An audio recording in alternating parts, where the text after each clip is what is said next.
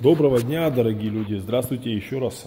Разбираем этот же Lifan X60. Ищем стук в двигателе. Пока ничего еще не нашли, только разбираем. То есть дальнейшую разборку покажу. Сейчас что мы сделали? Отсоединили впускной коллектор, выпускной коллектор. Сняли подушки. Здесь помпу. Здесь была помпа установлена. Коллектора. Поснимали. Все как бы доступно. Все точно так же, как на 1 ЗЗ двигатель. Все. Здесь как бы насчет меток.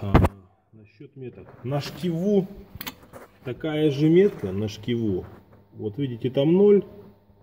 0. И сейчас попробую посветить. 0. И вот видите, как бы рисочка такая есть там. На шкиву. Напротив 0. Угу. Вот она. Видно, вот четко сейчас виделась. Да.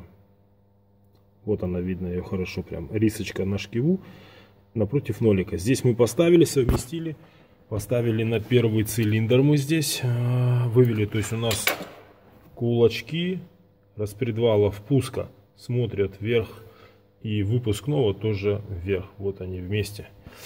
Так, вот здесь не смогу я вам показать, потому что здесь у нас тоже очень интересно. Там такие как точки есть напротив шестерен. Ну, сейчас сниму. Сейчас попробую увеличить. Вот видите, одна точка вот с левой стороны. И вот здесь с правой вторая точка. Эти точки будут друг напротив друга. Это значит, у нас метки установлены, ну, правильно, все четко. Будем искать теперь причину стука. То есть разбирать дальше этот супермотор. Все.